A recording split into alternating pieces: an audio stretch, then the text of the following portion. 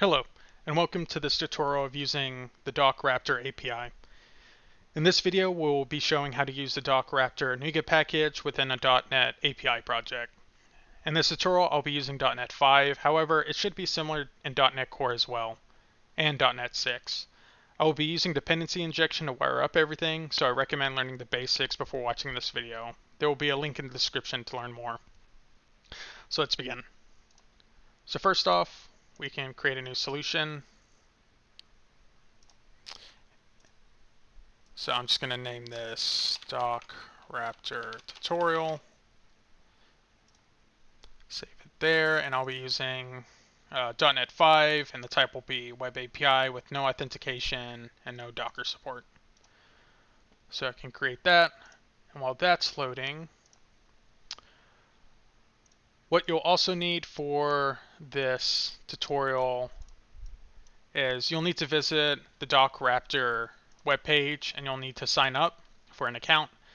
As soon as you sign up for an account, you should be able to sign in, and it should take you to a page like this one, and your API key should be here. So you'll want to write this down or copy it. So now that we have this set up, go ahead and delete that. We don't need this, and we don't need this. So the first thing we need to do is we need to add the NuGet package. So we'll right-click on our project, click Manage NuGet packages, and we can search for DocRaptor. We can add that. So that was successfully added. And then we'll want to set up our API key so we can access it in our application.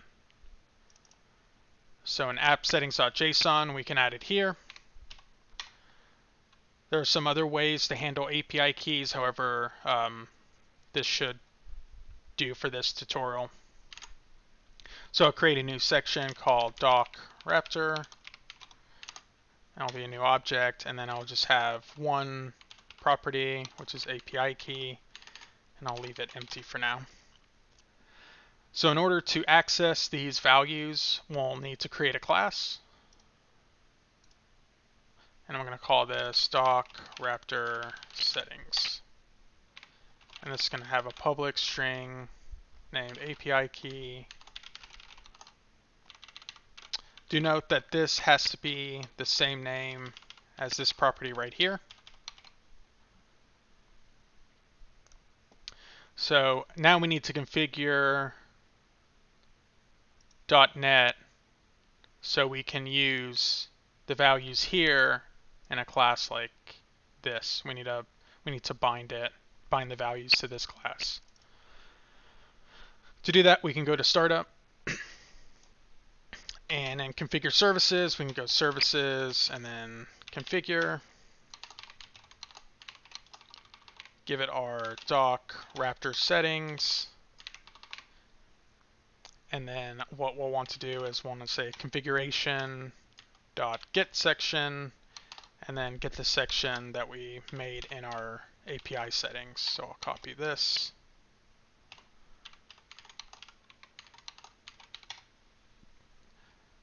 Now all my settings here should be available wherever I need it to be. So now what we can do is we can create a interface and a service in order to encapsulate converting our HTML to PDF. So we'll create a new interface, and I'll just call this iDocRaptor service. This interface will have one method that returns a task of type string. And I'll call this method savePDF. That takes a string file name and a string HTML. We can then make an implementation of that. So I'll just call this DocRaptor service that implements our interface. So now what we can do is we can use some of the objects in the NuGet package to make our lives a bit easier.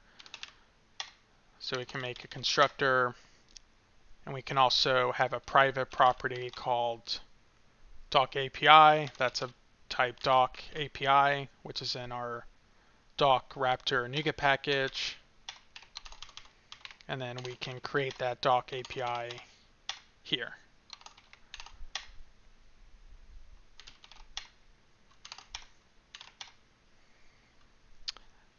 We will need our API key for the username here.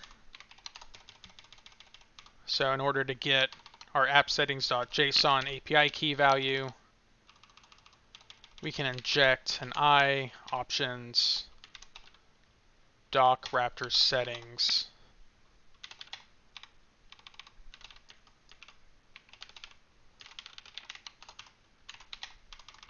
And then we can grab the API key off of there.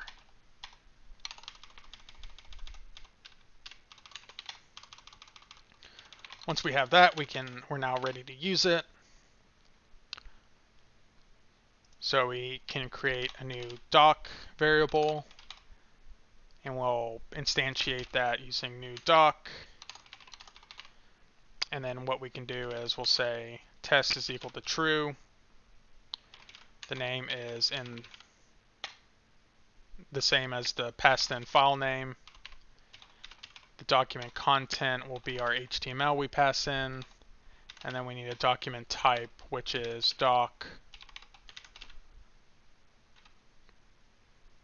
document type enum.pdf.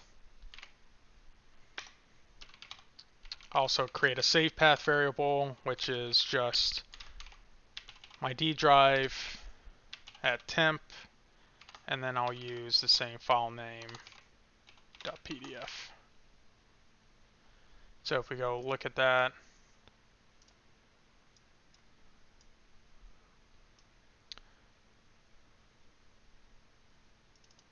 we can see that it's empty.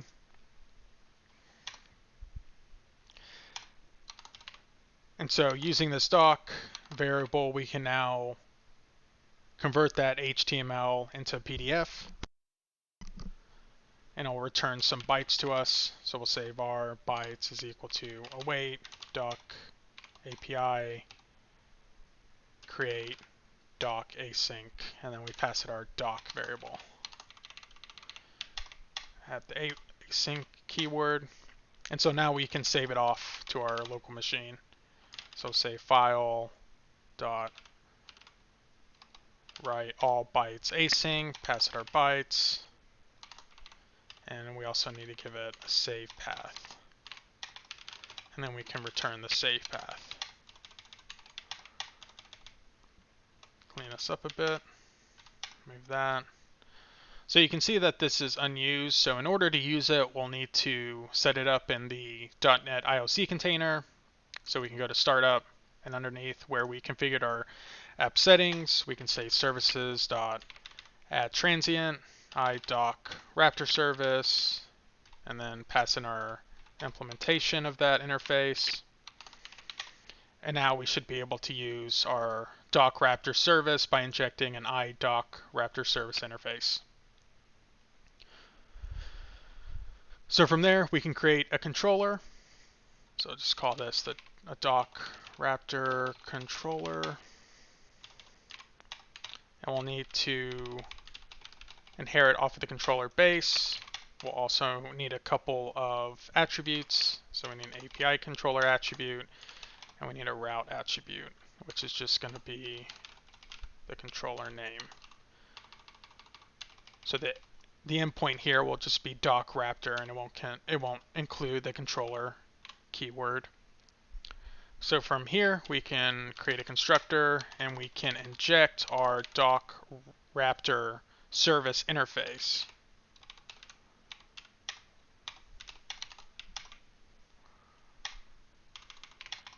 So now we're ready to use it, and so now we can create an HTTP post method that returns a task of action result, and we'll just call this save PDF.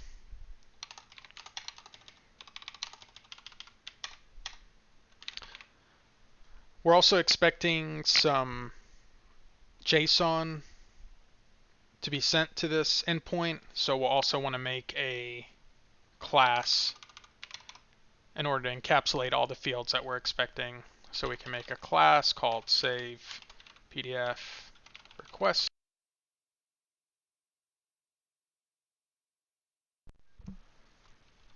And then we'll also want to give it a property of string file name, and then a public string of HTML.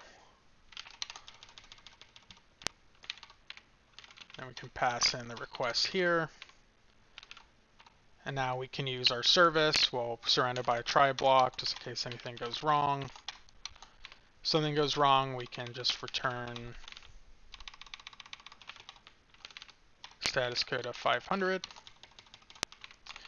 And then we can use our docRaptor service, so that our docRaptor service method will return a path. So we can say await docRaptor service, save PDF, request.filename, request.html. From there, we can make a file stream.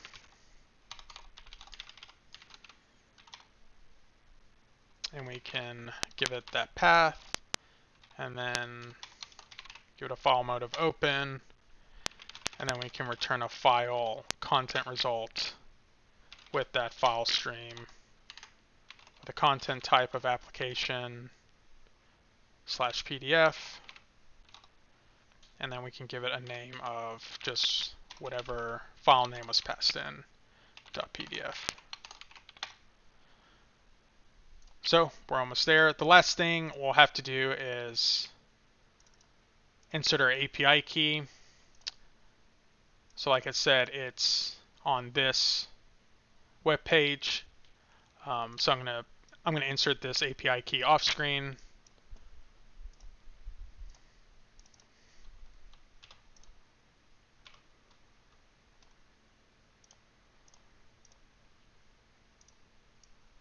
Okay. So I inserted the API key into appsettings.json. So once we have that, this should be good to go. We have our docRaptor service that's calling a couple of classes off of the NuGet package that we installed, and it should save it to this file location.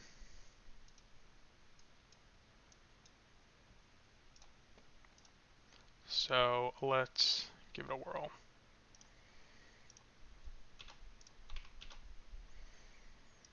So the cool thing about .NET 5 and 6, and I'm pretty sure with .NET Core as well, it comes with Swagger. So whenever you're in debug mode or in development, you're in a development environment, it will take you to this page once you start up your solution, and it will show you all of your API endpoints.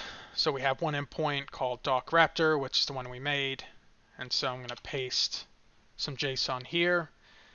The file name is just going to be something simple, and then the HTML is also simple. It's just going to be a couple of pictures of puppies and kittens. So we can actually look at that, what that HTML page looks like.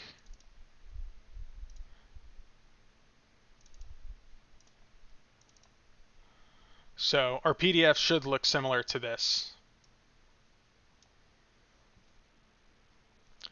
So we can execute it. We can see we got a 200 response code, and what's cool about Swagger is it also lets you download files that are returned. So we can download that file and then open it. And then as you can see, it is pretty much identical to what the HTML was showing when I opened it. Of course, it has some test document watermarks. That's just because we set the test equal to true whenever we created the document object. So that's using the docRaptor NuGet package. That's all I have for you. So I hope you have a wonderful day, and thank you very much.